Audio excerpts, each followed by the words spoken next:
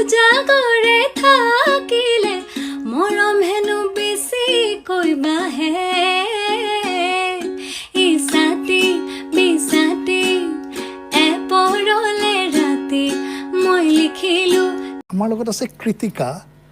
প্ৰথমবাৰৰ কাৰণে দেখিছে চবেই কৃতিকা শৰ্মা, আৰু আমি যিমান দূৰ এতিয়া গম পাইছোঁ কৃতিকা শৰ্মা অসমত বৰ্ণ এণ্ড ব্ৰট আপ, জন্ম হৈছে, পঢ়া শুনা কৰিছে, কিন্তু তেওঁ অসমীয়া ভাষিক নহয়। তাৰমানে তেখেতৰ পেৰেণ্টছ, তেখেতৰ মাক দেউতাক ইয়াতে কৰ্মৰত, তেওঁ নগাঁৱৰ হয় নহয়, নগাঁও অৰিজিনেলি, আৰু চাকৰি কৰে চৰকাৰৰ। আৰু কিন্তু তেওঁ অসমীয়া, তেওঁৰ ফাৰ্ষ্ট লেংগুৱেজ কিন্তু অসমীয়া নহয়, মাতৃভাষা অসমীয়া নহয়। কিন্তু কেনেকৈ পাইছিলে, এটা সৰু ভিডিঅ' আছে, পাপনে খাৰগুলি ষ্টেজত ইণ্ট্ৰডিউচ কৰিছিলে, কৃতিকাক ইণ্ট্ৰডিউচ কৰিছে। তাৰপিছত আমি আমাৰ লগত বৰ ধুনীয়াকৈ মই কাৰোবাক লগ পালোঁ নতুনকৈ, বৰ ধুনীয়া ভোকেলছ, বৰ ধুনীয়া গায়। তাই অকণমান নাৰ্ভাছ হৈ আছে প্ৰথমবাৰৰ কাৰণে। আমাৰ লগত কৃতিকা শৰ্মা, কৃতিকাক অকণমান হাত চাপৰি দি উৎসাহ দিয়ক, তাই প্ৰথমবাৰৰ কাৰণে মঞ্চত।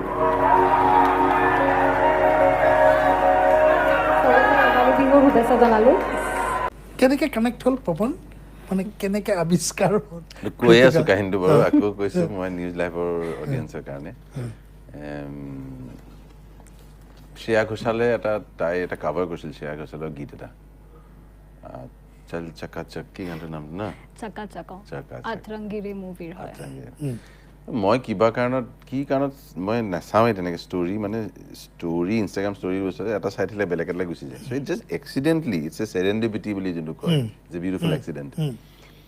তাই যাওঁতে মই হাই বৰ ধুনীয়া গাইছে ছোৱালীজনী, আৰু এইটো মানে শ্ৰেয়াই শ্বেয়াৰ কৰিছে, চ' শ্বেয়াৰ ষ্টৰিত মই বোলো তো চালোঁ, চাই পেলাই মোৰ এইটো এটা থাকে সদায়, ভাল টেলেণ্ট যদি দেখোঁ কাণখন খাৰা হৈ যায়, খুচৰি চাওঁ কোন, because I want to C new talent.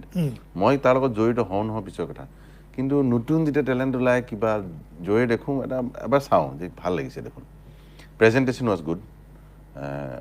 ইকুলেলিখন বজাই গাই আছিল নেকি এইটো গান? মই বোলো বা ঠিকে আছে, আজিকালি চব ছোৱালী ইকুলেলি বজাই গায়, আৰু বোলো বা এইটো বেলেগ আৰু এজনী ওলাল।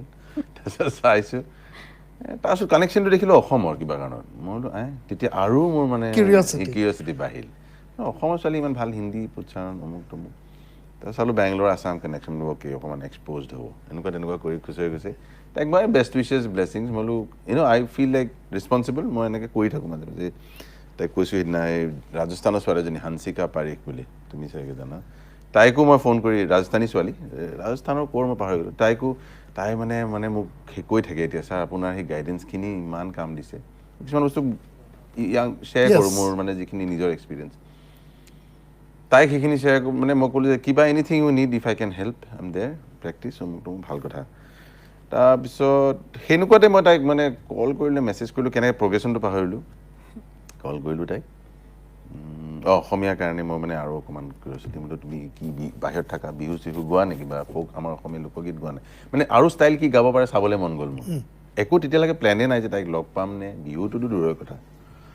তেতিয়া তাইক ফোন কৰিলোঁ, মেছেজ কৰিলোঁ কিবা এনেকুৱা, তাৰপিছত তাই ফোন কৰিলে, ইনষ্টাগ্ৰামত নাম্বাৰ চাম্বাৰ দিলে, কল বেক কৰিলে, ৰাতি ভাত খাই আছিল নেকি কিবা এনেকুৱা আছিলে, তেতিয়া মই ফোন কৰিছোঁ।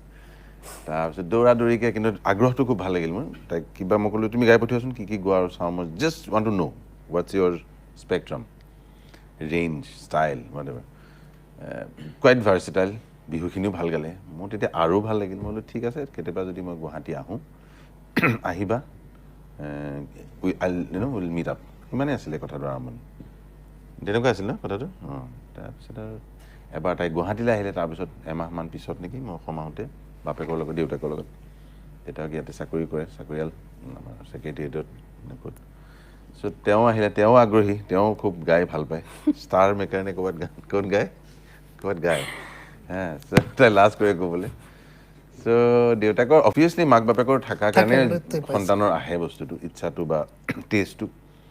তেওঁ আহিলে, তাই ঘৰত গালে, সিদিনা খুব নাৰ্ভাছ, মই গম পাইছোঁ। নাৰ্ভাছতেও যদি গম পাই ন কিমানৰ মানে যি মূলা পাহে দুপাততে চিন বুলি কয় যে, সেই পাত দুটা দেখিলোঁ মই, দেখি পেলাই মই ক'লোঁ ঠিক আছে তেন্তে এইখিনি কৰিবাচোন তুমি, সৰু সুৰা কিছুমান মানে মাষ্টাৰ ক্লাছ বুলি ক'ব পাৰি আৰু।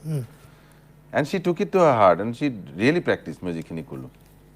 বহুত দিন পিছত আকৌ কথা পাতিলোঁ তেতিয়া বেংগলোৰত তাই কৈছে মই সেইখিনি কৰি আছোঁ কিন্তু মই গায়কীত শুনিছোঁ মানে আই কুড হিয়াৰ দ'জ কিবা কিবি কৈছিলোঁ আৰু টেইলছ এণ্ড অল ডেট ন তাৰপিছত